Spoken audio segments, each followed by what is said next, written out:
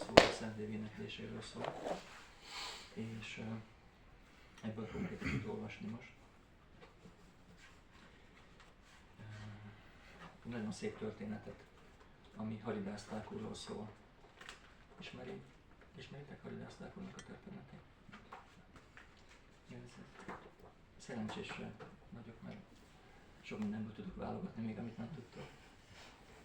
De nagyon, nagyon szép inspiráló történetet. Haridászták úrnak az volt a különlegessége, hogy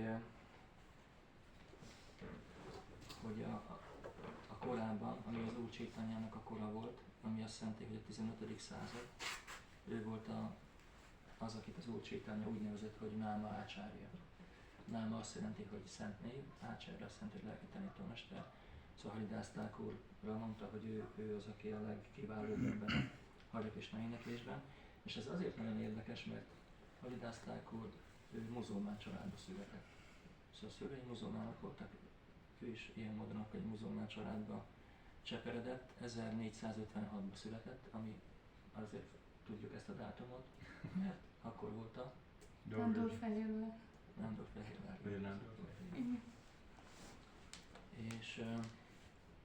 És az Úr Csaitanya kortársa volt, kb. 30 évvel, hát pontosan 30 évvel hamarabb jelent meg, mint az Úr Csaitanya. Persze, amikor eljön az Úr Csaitanya, aki Krishna maga, akkor ez egy egész különleges elrendezés. Tehát az ő társai már őt megelőzően korábban eljönnek, hogy tudjanak a szülei lenni, vagy tudjanak különböző ketteléseknek a részesei lenni. Úgyhogy ilyen esetekben, amikor Krishna jön maga, vagy Krishna jön, mint az Úr Csaitanya, akkor már ott nagyon sok elrendezés történik azt megelőzően. Itt van egy fontos különbség, hogy Krishna és az ő társai a szabad akaratúból jönnek ide az anyagi világba, hogy segítsenek nekünk. Mi meg úgy jövünk, hogy rá vagyunk kényszerítve a karmánk miatt, hogy meg kell születni, és akkor nekünk nincs az a nagy válogatni való, hogy mikor jövünk, mikor nem, hanem itt buktácsolunk, esünk, kelünk, és akkor a mi érdekünkbe jönnek el Krishna és az ő társai. Szóval Haridászták úr is egy társa az Úr Csaitanyának, de a kettelésnek az volt a jellege, hogy ugye mikor Krishna eljön ide a világba, akkor ő nem kezdi átírni a történelmet. Szóval nem csinálja azt, hogy akkor megszünteti a muzulmán és hindu ellentétet. Bár abban az időben nem volt ez ennyire súlyos, mint most. Sokkal inkább együtt tudtak élni a korabeli muzulmánok és a hinduk. De volt egyfajta hittérítő jellege a muszlim hitnek már akkor is. És a hindu közösségnek meg akkor addigra már annyira merev volt, hogy azt gondolták, hogyha egy muzulmán lefröcsköl valakit vízzel, akkor az a hindu elveszíti a kasztját, és ő is muzulmán lesz. Szóval ezt kihasználva a muzulmánok nagyon nagy tért fordítottak Indiába, mert akkor rengeteg hindut térítettek át egy ilyen módszerrel a muszlimnak, csak hogy vízzel kell fröcskölni őket, és ők meg annyira szigorúan ragaszkodtak így a téves elképzeléseikhez, hogy akkor azt mondták, hogy most innentől fogva muzulmánok, és akkor a többi generáció akkor már muzulmánként nem cseperedett. Szóval a lényeg, hogy Haridászták, hogy muzulmán családba született, és 18 éves koráig nagyon, azt mondják, hogy gyönyörű szép testi vonások jellemezték. Szóval amikor Krishna jön el, vagy az örök társai, akkor nekik már a fiziognomiájuk olyan, hogy lehet látni, hogy akkor ők nem közönséges személyek. És általában nagyon széles váll, nagyon nagy lótuszszemek, nagyon szép arc, szép haj, és minden testi formák nagyon arányos és nagyon vonzó a szemnek. És Haridászták úr is egy ilyen nagyon szép formában jött, és az volt az érdekesség, hogy 18 éves korában úgy döntött, hogy lemond a világról. Szóval nem kezdett családalapításba, még nem kezdett semmi foglalatosságba, pozíciót találni magának, hanem csak elvonult az erdőbe, és akkor a szentnevet énekelte. És nagyon hamar elhíresült, mert annyira szívből énekelte a szentnevet, hogy a környéki falvakból, amikor hallották az énekét ott az erdőbe, akkor nagyon megérintette őket, és időnként meg be is jött a faluba, és akkor egy kis alamizsát koldult, hogy fönn tudja magát tartani, és akkor így élt gyakorlatilag gyakorlatilag csak egy ilyen lemondásban. És bár tudták, hogy muzulmán, de mégis ugye a szentneveket énekelte, ami egy szempontból mondhatjuk, hogy valami hindu dolog, de igazából nem is hindu dolog. Szóval az Úr Csaitanya vezette be a Szentnévnek az éneklését, ő hozta ezt a Maha mantrát, és mivel az akkori Indiában már nagyon erős volt a kasztrendszer, tehát az eredeti védikus társadalmi rend már meg volt merevedve egy ilyen rossz felfogás alapján, akkor a papok, ők azt gondolták, hogy ha most ez a szent név fog terjedni, és az Úr Csaitanyának a mozgalma fog terjedni, aki elterjesztette ennek az éneklését, ugye meg azt mondta, hogy itt nem kellenek most már ezek a védikus rituálék, nincsen szükség olyan módon a papoknak a jóváhagyására, hogy valaki kapcsolat tudjon kerülni a legfelsőbbel, hanem mindenki énekelheti ezt a szent nevet, a vallásra, a kasztra, bőrszínre, nemi hovatartozásra függetlenül, férfiak, nők, idősek, fiatalok, hinduk, muzulmánok, bárki énekelheti. És akkor ezek a korabeli brámanák nagyon aggódtak, hogy most el fogják veszíteni a megélhetésüket, és nem nézték jó szemmel az Úr Csaitanyának ezt a Sankirtan mozgalmát. A Sankirtan mozgalom azt jelenti, hogy a szent nevek közös éneklésének a mozgalma.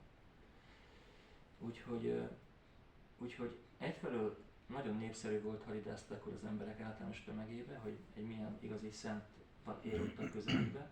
Másfelől meg a brámanák, akik így aggódtak amiatt, hogy ők akkor meg vannak fosztva úgymond a bevételüktől, a papi javadalmaktól, amiket az emberek adnak a különböző szertartások elvégzése kapcsán, akkor ők is így morgolódtak, meg a muzulmánok azok meg azért, mert most hogy van az, hogy itt van egy rendes jó muzulmán, és akkor ezt a hindu dolgot csinálja, és akkor ez nagyon fel voltak háborodva, és abban az időben ott muzulmán vezetése volt annak a vidéknek.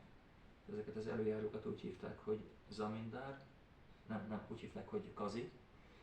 A kazi egy olyan fajta, mint egy ilyen helyi közösségnek egy vezetője, mint egy ilyen falubíró vagy olyasmi volt, és volt a király, aki meg akkor Hussein Shah volt, aki szintén muzulmán volt.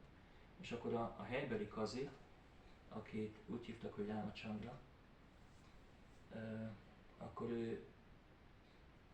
ő akkor próbálta megállítani ezt a nagy népszerűségét Haridász Thakurnak, és akkor azt találta ki, hogy fölbérelt egy prostituáltat, és elküldte Haridász Thakurnak a erdei kunyhójához, hogy akkor ott próbálja majd így becserkészni, vagy úgy elcsábítani.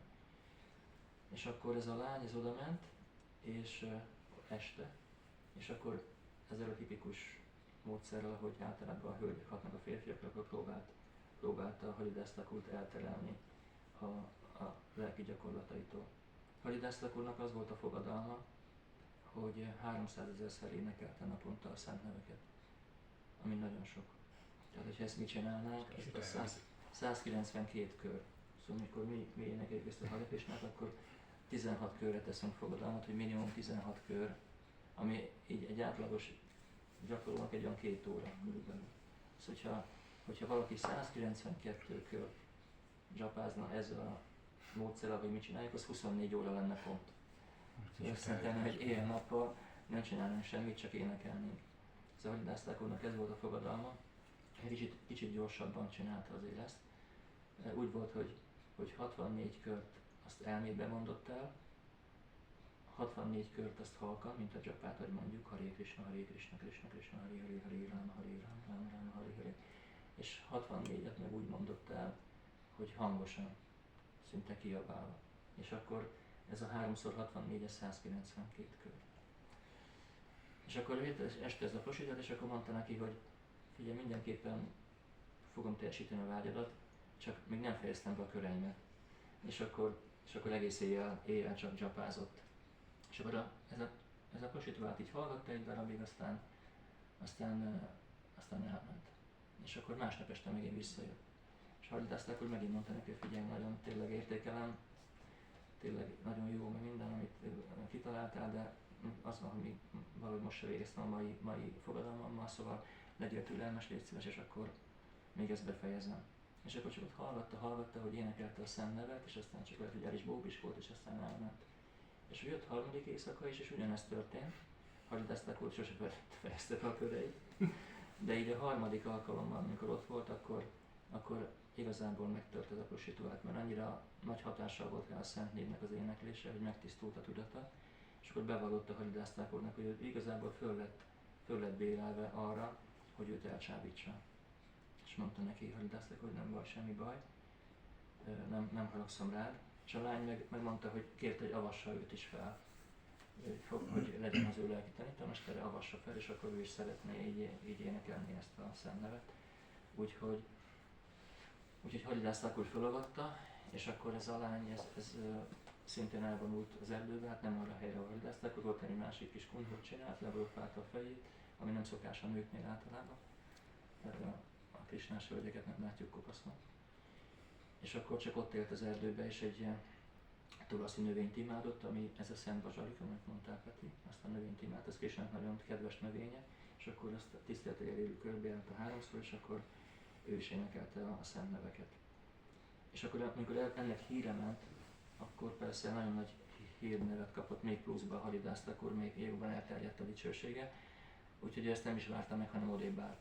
Tehát ő elment onnan a helyről, és akkor egy másik vidéken telepedett le, méghozzá azon a helyen, ahol az Úr Csaitanyának más öröktársai voltak jelen. Az egyiküket úgy hívták, hogy Raghunath Das Goswami. Ő egy szintén nagyon csinos fiatalember volt, és a szülei nagyon gazdagok voltak. Úgy hívták a szüleit, hogy Hiranya és Govardhan. És a foglalkozásuk meg adószedők voltak, és nagyon-nagyon nagy pénzeket szedtek be. Gyakorlatilag ők hinduk voltak úgymond, vagy vaisnavák voltak, de a kazinak az utasítására ők szedték az adót, és akkor azt az adót adták le a kazinak, akit említettem. Tehát amikor Indiát megszállták a különböző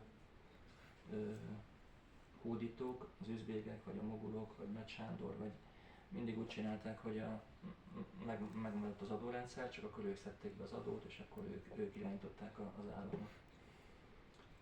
A lényeg, hogy nagyon gazdagok voltak a szülei, és nagyon vallásosak is voltak, ezért rendszeresen tartottak a házuk körül ilyen Simad Bhagavatam felolvasásokat. Eljöttek különböző szentek, brámanák, és akkor ott az ő udvarukban akkor nem volt ugye televízió, nem volt internet, akkor ez volt a közösségnek a szórakozása, hogy hallgatták a történeteit a Bhagavatamnak, és akkor abból okultak.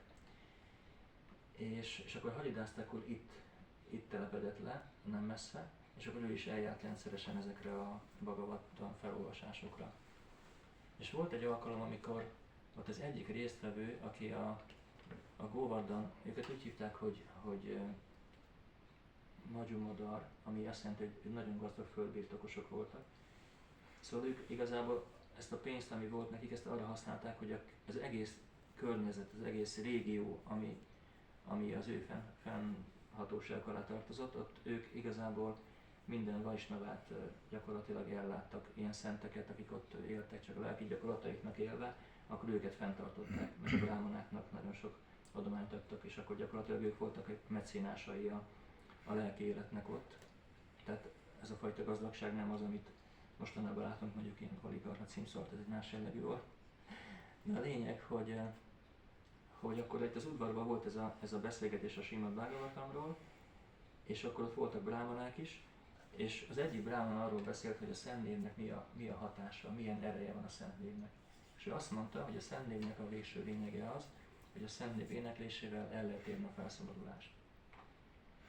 És Haridászták úr pedig ezzel nem értett egyet.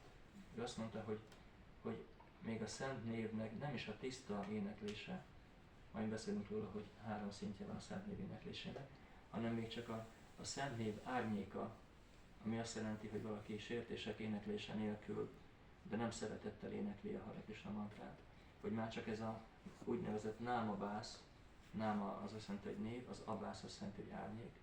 Amikor csak valaki a Szent Névnek az árnyékát énekli, már az megad mindent ebbe a világba, a felszabadulást is beleértve.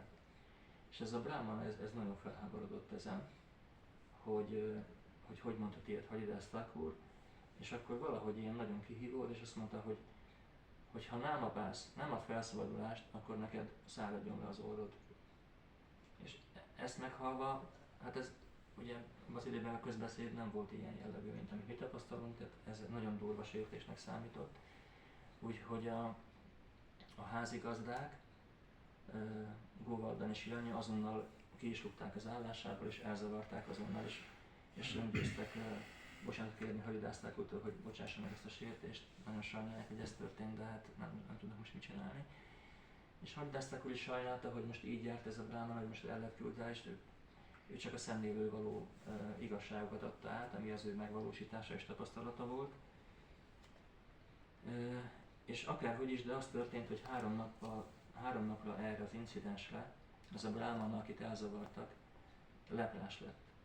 És a leprába leesett az óra. Szóval az a fajta átok, amit ilyen módon mondott, akkor az visszaszállt rá, és akkor neki leesett az óra. És akkor ezt hallva, hát még szomorúbb volt Haridászták úr, de hát értette, hogy ezzel most nem tud mit csinálni. De akkor már nagyon nagy felháborodás volt így a muzulmánok körében, meg ugye a papi réteg körében, és akkor azt csinálták, hogy a kazi elé citálták Haridászták úrt, hogy adja föl ezt a Hare Krishna éneklést. Ezt főleg a muzulmánok akarták, hogy ezt hagyja abba, és éljen úgy, mint egy rendes muzulmán, ne kelljen már itt énekelni ezt a Hare Krishnát, hanem akkor csak, ráadásul meg az volt, hogy akivel ő találkozott, ő mindenkit rávett, hogy énekelje a számnevet, és akkor ez nagyon gyorsan terjedt így, és ezt nem akarták a muzulmánok. Szóval a lényeg az, hogy akkor a kazi elé hívták, és a kazi meg a sakh elé vitte. Mert nem akart belebonyolódni ebbe a dologba, és akkor elvitte az ügyet a sakhhoz, hogy akkor ő Hussein sakh, ő döntsön, hogy akkor mi legyen. És elég az hozzá, hogy végül ez a sakh nem volt ellenséges Haridászták úrral, de olyan nagy nyomás volt rajta, hogy végül azt mondta, hogy hát figyelj, most vagy az van, hogy abba hagyod ezt a szemnévéneklést, vagy pedig akkor meg kell, hogy jöjjünk, mert olyan nagy a társadalmi zúgolódás. És akkor mondta Haridászták úr, hogy akár föl is darabolhatok be, akkor se fogom abba hagyni a szentnév éneklését. És akkor arra ítélte a sakh, hogy megbotozzák 22 piactéren, ami úgy nézett ki, hogy volt 2 katona, és akkor egy piacon, ami egy elég nagy távolság, végigverték. És akkor, hogy 22 ilyen piactéren verjék végig. És általában ez egy akkori bevett ilyen módszer volt, általában 3 piactér után, mert valaki ebbe belehalt. Szóval ez a 22, ez azt jelenti, hogy egy halálos ítélet. És akkor elkezdődött ez a tortúra, és akkor elkezdték verni a piactereken Haridászták úrt. De Haridászták úr olyan lelki erőbe volt, és olyan fajta védelmet kapott, hogy abszolút nem érzett semmi fájdalmat. Szóval verték ezek a katonák, és nem történt semmi. És már ott volt, a 22. piactérnél jártak, és Haridászták úr semmiféle fájdalmat nem mutatott egyáltalán, és ezek a katonák meg halálosan ki voltak megülve. És ráadásul azon aggódtak, hogy most nem bírjuk agyonverni az embert, ez biztos, hogy nekünk levágják a fejünket, ez 100%. Tehát itt nem kérdés, hogy ebbe bele fogunk halni ebbe a történetbe. Még bele. Igen. És akkor, amikor látta ezt az aggodalmat Haridászták úr, akkor megértette, hogy jó, most bajban vannak ezek a katonák, amúgy végig imádkozott értük, hogy ne essen semmi bántódásuk az őt verőknek. És akkor csak egy meditáció merült, teljesen visszavonta az érzékeit, megszűnt minden életjelenség, és akkor megmutatták a sakhnak, hogy na úgy néz ki, hogy akkor csak meghalt, és oldották a Gangesbe. De a Ganges meg kivitte lejjebb a parton, és ott meg hát igazából akkor visszatért az életbe. Ez egy jogiknak van egy ilyen képessége, de Haridászták úrnak nem a joga gyakorlásból jött, ezt, hanem a szentnév énekléséből. És akkor tovább folytatta a hétköznapjait, ami a szentnév énekléséből állt, és az arról való tanításból. És akkor így az a hírnév, ami eddig volt, már csak amiatt is, hogy volt ez az alapvető vonzalma az embereknek hozzá, hogy milyen szépen végzi ott ezt a szent életét. Utána volt ez a vasító által való kaland, utána most volt még ez, hogy nem bírták agyonverni. Szóval csak így nőtt és nőtt a hírneve, és akkor már rendesen az arándokút volt oda hozzá, és ahol élt, Jagannath Puriba, ott van egy bakulfa, ahol voltunk most tavaly előtt, és meg is néztük azt a szent helyet. Ez a bakulafa az egy olyan elterjedtebb fa ott Indiának azon a részén, de ezt úgy hívják ezt a bakulfát, hogy Siddha bakul. mert az alatt ült Haridászthakur nem messze az óceántól, és ott mindig ott végezte a bhajanját, mindig ott énekelte a szentnevet, és emiatt a hangvibráció miatt ez a fa elérte az önmegvalósítást, és ezért úgy hívják ezt a fát, hogy Szitha Bakul. És ez a fa még mindig megvan, azóta már kiszáradt, de még mindig ott van, és nőtt egy új ága, ami egy ilyen új hajtás onnan a gyökértől, és akkor azt tudtuk látni most ott 2 évvel ezelőtt.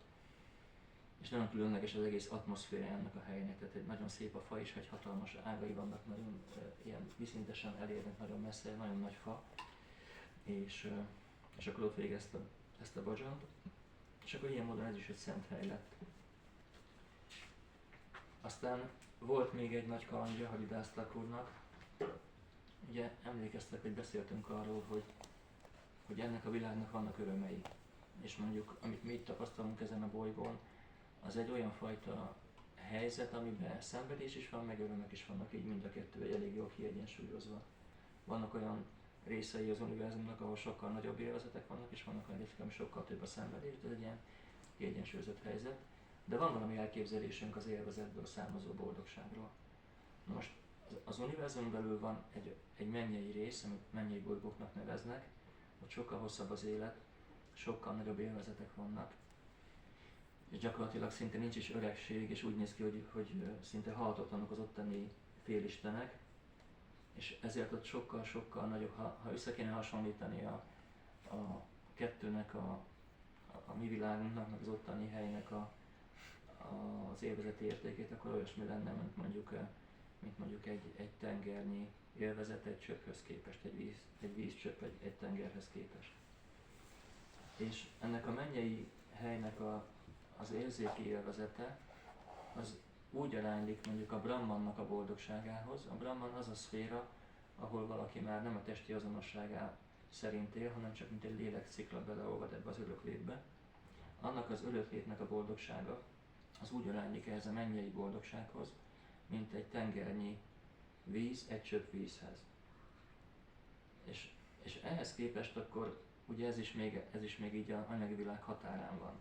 Szóval, ha összegyűjtünk minden boldogságot, ami létezik az univerzumban, az összes bolygón, az összes létformában, az összes helyen, és azt egybegyúrnánk, akkor azt úgy hívjuk, hogy májá.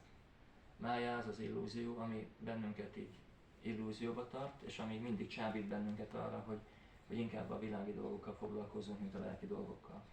Szóval amikor el tudjuk képzelni, milyen vonzereje lehet májának, aki igazából egy személy, Mája Dévi. Ugye mert minden személyes ebben az univerzumban, ez az illuzórikus lét, ennek is van egy személyisége, magának az illúziónak, ami igazából egy szolgálat Krishna felé. Szóval ugye itt erről is beszéltünk, hogy ez egy javító nevelő intézet. Krishna azért hozta létre azoknak a lelkeknek a számára, akik tévesen azt gondolják, hogy majd Krishna nélkül boldog tudnak lenni. És ő próbálja segíteni ezt a megértésünket, hogy ez az őrület, ez valahogy ez kezelve legyen. És Mája Dévinek az a szolgálata, hogy ezt az illúziót folyamatosan fenntartsa, hogy minket mindig vonzon. És akkor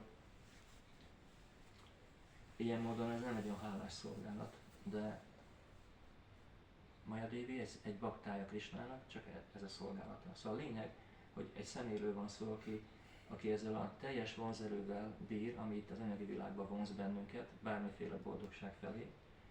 És ő, Mája Dévi, személyesen eljött Haridászthakurhoz, hogy ő kísértse meg Haridászthakurt. Minden vonzerővel, ami létezik a világban, akkor azzal fölhatalmazva és felruházva. És ugyanígy egy női formában jött el, ugyanúgy éjszaka, mint ez a prostituált, ez már úgy látszik egy ilyen bevett kihívás, vagy ilyen teszt volt Haridászthakur számára, akkor ő is, de nem egy prostituáltnak a vonzereivel, hanem a teljes anyagi energia vonzásával próbálta Haridászthakurt letéríteni a Szent Név énekléséről. És Haridászthakur ugyanúgy kitartott ebbe, hogy ő csak hadd énekelje a Szent Nevet, és ugyanígy 3 napig volt ez a dolog, és utána az illuzórikus energia is meghódolt Haridászthakurnak a lelki ereje előtt, ami a Szent Névből táplálkozó lelki erő. Szóval nincsen más, ami az illúziónak ellen tudna állni, csak Krishna. Ugye, mert a Mája Dévi az Krishnának a energiája, Krishnának a potenciája. Dajvi és a gunamai, Mája Duratjaja. hogy ez az illúziórikus energia, ez Krisnának az energiája, és isteni, dajvi. Ez a szó azt jelenti, hogy isteni energia, azt nem lehet legyőzni. Máját, az illúziót nem lehet legyőzni. Egyedül Krisna tudja legyőzni az illúziót, és amikor valaki Krisnánál vesz menedéket a Szent Névnek a formájában, akkor ő ellen tud állni az illúziónak a hatásának, és akkor képes akár még, mint Haridász Thakur, akkor egy ilyen módon a teljes energiának ellenállni. Persze mi nem vagyunk Haridász Thakur, és nem tudjuk úgy énekelni a szemület, mint ő, de minden esetre védelmet mi is kaphatunk az anyagi energia ellen, és tapasztalhatjuk is, hogy mennyire erős a Szent Név, hogy képesek vagyunk akkor követni szabályozó elveket, képesek vagyunk akkor előhaladni a lelki életbe csak a Szent Névnek az erejéből. Szóval azért meséltem most el mindezt, mert hogyha igazából szeretnénk a mélyre hatolni a Krisna tudat valóságának, akkor kihagyhatatlan a Szent Név éneklése. És ez az első olyan lelki gyakorlat, ami a legfontosabb, mondhatjuk. Tehát énekelni a Szent Nevet, hallani a Szent Nevet, vagy hallani a Krisnának a dicsőségéről, ez mind ugyanaz a kategória. Krisna ketteléseiről és a Szent Név éneklése, ez ugyanaz a kategória, a hallás és az éneklés. És lehet, hogy nem tudjuk 192 kör erejéig, de legalább amennyit tudunk, 1, 2, 4, 8, 16 kör erejéig legalább akkor énekeljük, és akkor fogjuk tapasztalni azt az erőt, amit ad ez a Szent Név nekünk. És a Szent Névnek három fő kategóriába teszik az éneklését. A Szent Név maga transzcendentális. Ahogyan mi énekeljük, az meg az a fajta képesség, ami nekünk van. Amennyire be vagyunk fedve az anyaggal, olyan minőségben tudjuk énekelni a Szent Nevet. Tehát nem a Szent Névnek csökken a potenciálja, hanem a mi éneklésünk van egyenlőre még az anyagnak a hatása alatt. De bárhol is tartunk a folyamatban, hogy elkezdjük énekelni a Szent Nevet, akkor először általában sértésekkel énekeljük. Ami azt jelenti, hogy nem figyelünk oda, vagy van 10 sértés, amit itt ez a Harinám Csintámani is felsorol, amit el kell kerülnie egy lelki gyakorlónak, hogy pont azt a menedéket, ami a legnagyobb menedék az illúzió ellen, akkor azt a sértéseivel ne utasítsa el, vagy hogy lehet ezt jól kifejezni. Ez a sértések által ne csökkentsük a potenciáját a Szent Név éneklésének, hanem teljes hatása legyen az életünkre. Ezeket a sértéseket el kell kerülni, majd esetleg arról beszélhetünk, hogy mik ezek a sértések. De általában sértésekkel kezdjük el énekelni, ami egy természetes dolog. Mert be vagyunk ágyazva az anyagenergiába, és akkor valahonnan próbálunk kimászni egy gödörből, és akkor egy természetes velejárója, hogy nem tudjuk még pont olyan minőségbe énekelni, pont olyan mennyiségbe énekelni, de valahogy mégis elkezdjük. A lényeg, hogy sértésekkel szokott ez történni. De törekszünk arra, hogy ne kövessünk el sértéseket. És ennek az eredményeképpen haladunk ebben az éneklésben, és a következő szinten, amit elérünk, pont ez, hogy sértések nélkül énekli valaki. Mondok erre egy példát, ugye azt mondtam, hogy figyelmetlenül énekelni, ez egy sértés. De amint észreveszik, hogy elkalandozik az elménk, miközben mondjuk végezzük a japa gyakorlatunkat, akkor csak visszahúzzuk az elmét. Ez már sértés nélküli éneklésnek számít, hogy folyamatosan mindig törekszünk arra, hogy vissza-vissza térítsük a figyelmet a Szent Név éneklésére. És aztán van a következő szintje a Szent Név éneklésének, amit úgy hívunk, hogy Náma Bász. Ez azt jelenti, hogy még nem a tiszta Szent Név, de már nincsenek ott ezek a sértések úgy, hogy akkor folyamatosan törekszünk rá, hogy visszamondjuk az elmét. Szóval ez ennek a neve akkor a Náma Bász. Amikor sértésekkel úgy énekeljük, annak az a neve, hogy Náma Aparád. Aparád azt jelenti, hogy sértés. Ez a tisztuló szint, ez a Náma Bász, amikor nem követünk el sértéseket a Szent Név ellen. És van a Sudanám, Suda azt jelenti, hogy teljesen tiszta. Ez a teljesen tiszta Szent Név, ez a Sudanám, ez képes megadni az Isten iránti tiszta szeretetet. Szóval nekünk el kell jutnunk a Szent Név éneklésének a gyakorlatával arra a szintre, hogy el tudjuk a tiszta isteni szeretetet érni, el kell jutnunk erre a sudanám szintre. És ebben segítenek nekünk azok a leírások, amik a Szent Névről vannak, hogy megértsük, hogy mi ennek a tudománya a Szent Név éneklésének. Persze kezdőként énekeljük, ahogy tudjuk, harmóniummal, vagy csak magunk, együtt, vagy csak egyedül, és minden jó. De idővel, ahogy kezdünk konkrétan mondjuk lelki gyakorlatokat végezni, akkor kell tudnunk többet a Szent Névnek a tudományáról vagy dicsőségéről ahhoz, hogy ezeket a sértéseket el tudjuk kerülni. Szóval ezt gondoltam így az egyik témáról, csak egy a Szent Névvel kapcsolatosan. Ha esetleg ehhez van kérdésetek, vagy bármi, amit hozzáfűznétek, akkor légy szíves, azt mondjátok, és lenne még majd ez a lelki ételről való kis információ, hogyha beleférünk az időbe, és remélem, hogy beleférünk. De ehhez kapcsolódóan van esetleg kérdésetek, vagy valami meglátásotok, hozzáfűzésetek?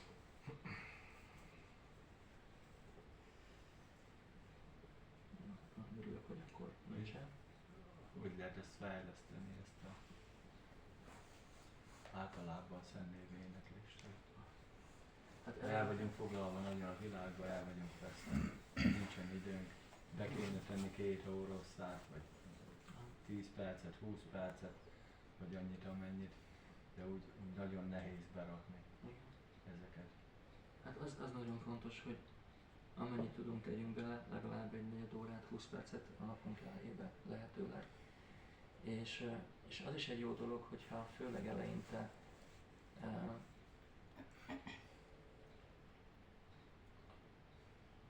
hát kérünk segítséget, hogy hogyan kezdjük el ezt a Szent Név éneklést. Szóval ugye van ez a számláló, ami többeteknek van, és nekem is van valahol itt a lakásban.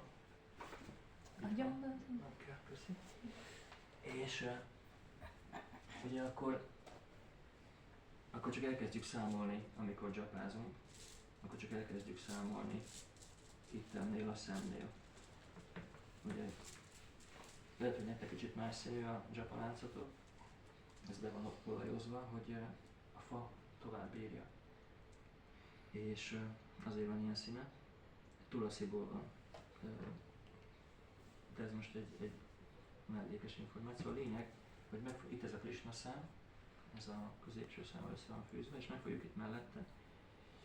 És akkor lehet, hogy amíg nem szoktuk meg, hogy ezzel a 2 ujjunkkal mindig lépünk egyet, ahogy végigmondtunk egy mantrát, lehet, hogy érdemes kint tartani a zsákból, hogyha van zsákunk persze. Azért, hogy lássuk, hogy tényleg jókor lépünk el. Mert ez egy technikai dolog, hogy meg kell szoknunk, hogy a teljes Mahamantra után lépünk. Amikor végigmondjuk Hare Krishna, Krishna Krishna, Hare Hare, Hare Rama, Rama Rama, Hare Hare, és akkor lépünk. De azért fontos, hogy ezt megszokjuk, mert én már találkoztam olyan, aki hosszú évek óta dzsapázott, és kiderült, hogy fel annyit dzsapázik, mert fél időben meg lépett egyet mindig. Szóval jó, hogyha kicsit a szemmel is követjük, hogy tényleg megszokjuk ezt a dzsapázást, és akkor csináljunk egy kört legalább, a 108-szor elmondjuk a Mahamantrát, és akkor ugye ide érünk, és akkor ha ide értünk, akkor megfordítjuk a láncot, és akkor a másik irányba megyünk, nem lépünk át ezen a Krishna szemben, vagy Krishna gyöngyön. Úgyhogy mindig húzzuk magunkra, elnézést. Igen, és így magunk felé. Tehát ez is azt jelenti, hogy húzzuk Krishnát magunkra. Tehát nem elfele dzsapázunk. Igen, hanem így, ez az előrefele, hogy akkor így, én magamtól így mindig így előfele. Magamra húz, igen, magunkra kell húzni. És a mutatóját nem használjuk. És a mutatóját meg nem használjuk, hanem ezt a másik 2-t használjuk. És ez nagyon jó dolog, hogy le van foglalva a tapintó érzékünk, és akkor az is egy elfoglaltság. És nem kell csinálnunk mást, hanem csak a hangra figyelni. És próbálni kimondani érzéssel szépen. Szóval érteni azt, hogy ez a Szent Név, ez nem különbözik Krisnától. Azt mondják ezek a ősi szentírások, hogy erről már beszéltem, hogy a Szent Névnek abszolút a természete, és ezért nem különbözik a nevezettől. Tehát a név és a nevezett az egy és ugyanaz. És lehet, hogy most nem vagyunk a megvalósításnak ezen a szintjén, csak egy elméleti információ, amit most hallunk. de legalább a megértésnek ott kell lenni, hogy akkor így ennek a fényében kezeljük a Szent Nevet. Szóval akkor dedikálunk egy időt, amikor nem zavar semmi más, nem jön közbe semmi, nem kell rohanni sehova, és akkor csak leülünk, és akkor úgy jönünk le, hogy tudjuk, hogy most én Krisnával kapcsolódom. Hogy most én, ahogy leültem, akkor most én neki mondom ezt a Szent Nevet, akár mint egy szolgálat az ő örömére, és próbálok menedéket venni azon keresztül, hogy odafigyelek, és akkor csak hallgatom. És hogyha jól csináljuk, akkor annak az az eredmény, hogy szeretnénk többet csinálni. Szóval onnan lehet tudni, hogy jól dzsapázunk, hogy az a vágyunk, hogy még többet szeretnénk. Lehet, hogy nem fér be az időbe, de milyen jó lenne. Milyen kár most abba hagyni, milyen jó, pedig már kezdek úgy. És lehet tudod, hogy kell egy pár perc, egy pár kör arra, hogy akkor a figyelem kezdjen rögzülni, és mondom, az reggel lesz könnyebb. És akkor tudunk felszállni a Szent Népnek a vonatjára, hogy akkor vagyunk képesek, akkor folyamatosan fenntartani ezt a figyelmet. És hogyha véletlenül elkalandozik az elménk, akkor meg csak mindig visszahúzzuk, és akkor úgy figyelmesen mondjuk. És arra is figyeljünk, hogy hangosan mondjuk ki a mantrát, ne csináljuk azt, mint halidázták, hogy nem vagyunk azon a szinten, hogy hány éve csapázunk, hanem mondjuk ki. És úgy mondjuk, hogy lehessen hallani, lehet, hogy legalább saját magunk halljuk. Szóval nem suttogva, hogy kell, hogy ezeknek a hangszálak, kell, hogy a nyelv a fogakhoz éljen, stb. Hogy képezzük a szavakat. De lehet, hogy ezt a halkan is tudjuk mondani, hogy ne zavarjunk meg családtagokat, vagy nem tudom, olyan körülmény van, hogy nem tudjuk túl hangosan, de így Hare Krishna, Hare Krishna, Krishna Krishna, Hare Hare, Hare Rama, Hare Rama, Rama Rama, Hare Hare. Ez nem olyan túl hangos, és van hangja, mozog a nyelv, meg könnyebb figyelni, amikor ki van mondva. Nagyon könnyen elmegy az elménk, nekünk nagyon sok benyomás van az elménkben ebből a világból, szóval csak röppenek a gondolatok ide-oda, és akkor megírjuk a bevásárlólistát, és ennyi minden történik, de akkor csak próbáljuk ezt a szemlelet így szépen mondani. És hogyha meg vagyunk egy körrel, és akkor tudunk menni még egy kört, az nagyon jó, hogyha még egyet, az nagyon jó, ha még egyet. De hogyha van egy eltökéltségünk, hogy akkor elkezdjük, akkor érdemes meghatározni a magunk számára, hogy akkor hány kört fogunk dzsapázni. Lehet, hogy ez egy, lehet, hogy kettő, valamennyi. De hogy akkor azt minden nap tegyük bele a napba. Szóval akkor próbáljuk meg mindenképpen fenntartani azt a bármennyi is az, és akkor igazából lehet én fogadalmakat is tenni 4 körre, 8 körre, 1 körre, 16 körre vannak ilyen különböző fogadalomtételek, ami egy ilyen társadalmi konszenzus csak így a többiek felé, de nem muszáj, hanem a lényeg, hogy magunknak teszünk egy kis fogadalmat, hogy ezt most ki fogom próbálni, és minden nap fogok csinálni egyet, vagy kettőt, vagy 4-et, vagy amennyit meghatározunk magunknak, és akkor nézhetjük, hogy hogyan változtat bennünket ez a mantra. És ennek két eredménye van a dzsapázásnak, és mondom még, hogy a lelki étel fogyasztásának, mert mind a kettő a nyelvvel történik. Amikor valaki lefoglalja a nyelvét Krisnának, vagy az érzékek urának, Hrishikesának a szolgálatába, az 2 eredményt ad. Az egyik, hogy megszabadul minden téves azonosságtól. Szarvapádi vinirmukta. Minden upádi, minden megjelölés, amit tévesen magunkra akasztottunk, vagy aggattunk, attól megszabadít bennünket ez a gyakorlat. És fokozatosan fölébred egy eredeti íz a Krisnával való kapcsolatunk.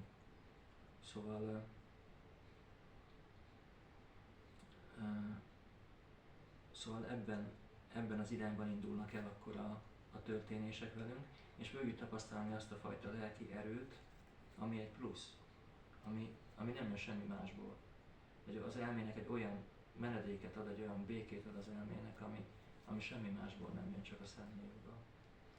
Én azt szeretném kérdezni, hogy a dzsapázás, és ha mondjuk éneklek, tehát amikor ugye a zenére, vagy én magam az énekes változatot, hogy abban mi a jó-rossz, vagy különbség? Vagy... Az is nagyon jó, tehát amikor énekeljük így közösen, de énekelsz egyedül is nyilván, és még el is azt mondjuk, hogy éneklés, szóval nincsen jó szó magyarul, ugye angolul chanting, így mondjuk, de magyarul mondjuk, hogy recitáljuk, vagy vibráljuk. Igen, van egy különbség, szóval emlékeztek, mondtuk, hogy 3 fő formája van ez a személyes meditáció, amikor hangszerekkel így ülve éneklünk, és amikor táncolunk, és ez a kirtan. A kirtan, amikor egy táncos forma van, bhajan, amikor csak így ülünk, és a japa, amikor meg csak egyénileg meditálunk. De fogjátok látni, hogy esetleg van kedvetek összejönni, japázni néha, hogyha olyan idő van, vagy akár, hogyha mi találkozunk, lehet, hogy egy kört közösen japázhatunk, hogy az is mennyivel könnyebbé teszi, hogy együtt csinálunk valamit.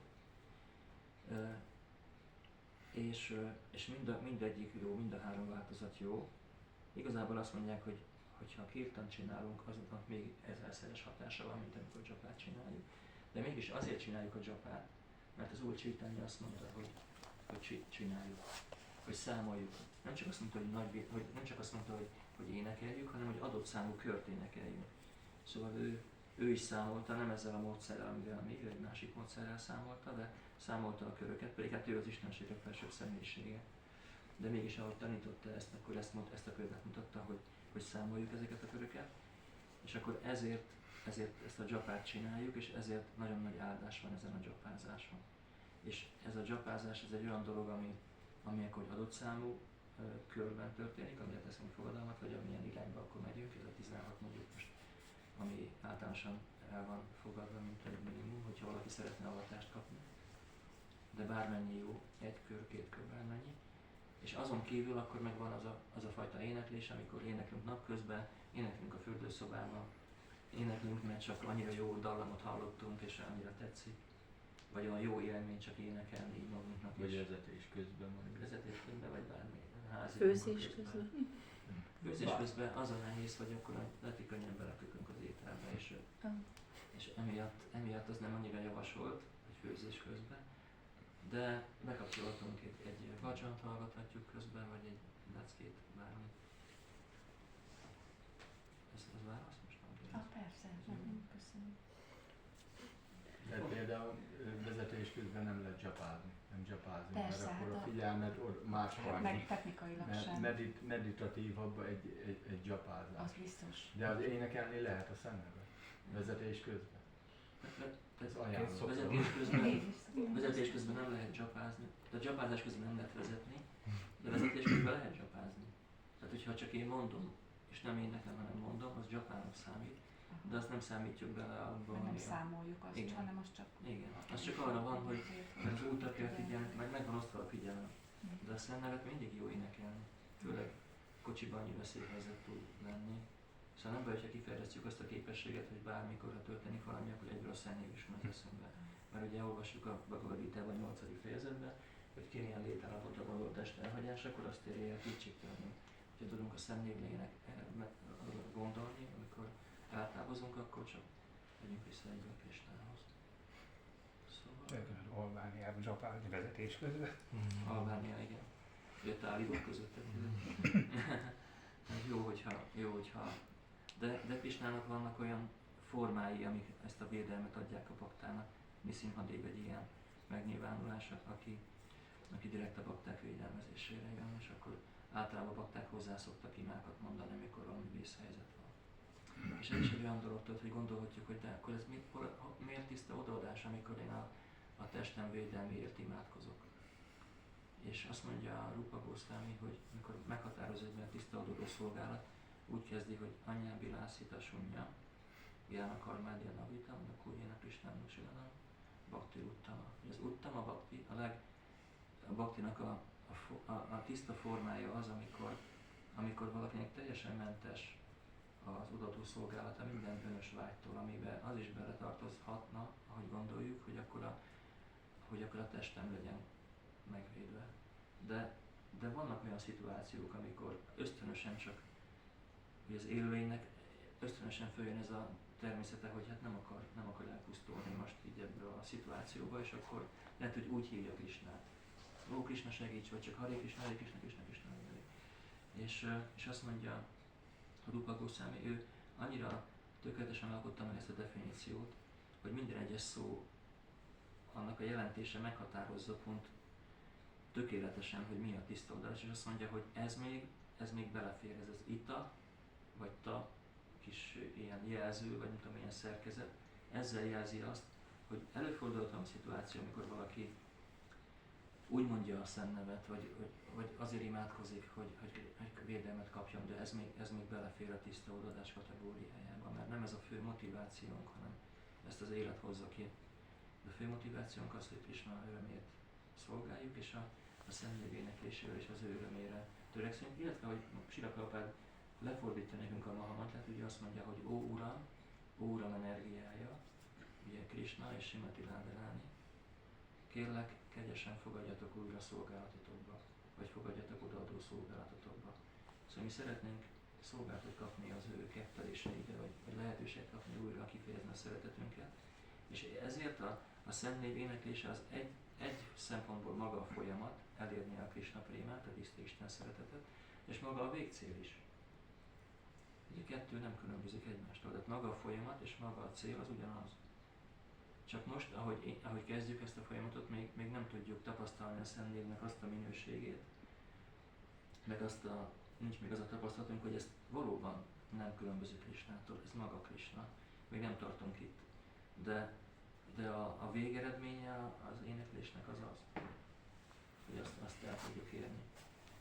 És akkor azért is járunk más bakták közé, hogy próbáljuk ezt együtt csinálni, mert erről beszéltünk, hogy lehet, hogy valakinek mélyebb hite van a Szent Névben, lehet, hogy valakinek több a tudása ebben a témában, vagy tisztább a szíve, és akkor ilyenkor kapunk plusz támogatást azoktól, akik ebbe jártasabbak, és ezért érdemes kihasználni annak a lehetőségét, hogy társuljunk egymással.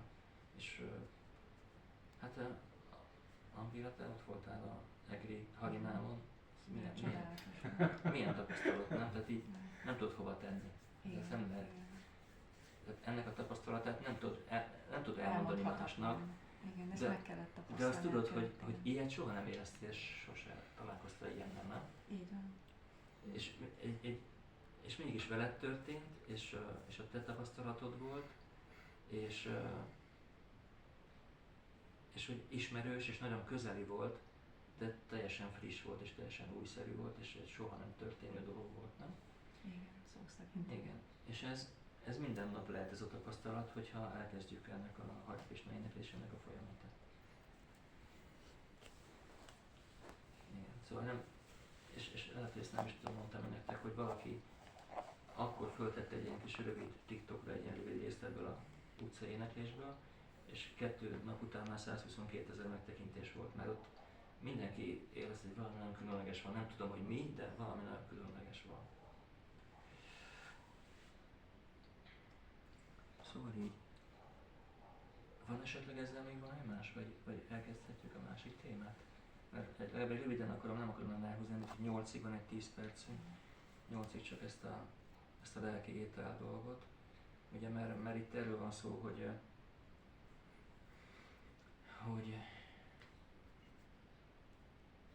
kezdődik az adás, ez a Hrisikésam, Hrisikén a széváján bakturuttal.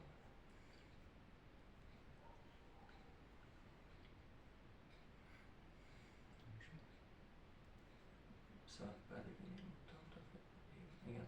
Szarupádi vinéluktam, tat palatvéna nirvana, Hrisikén a Hrisikés a széváján bakturuttal.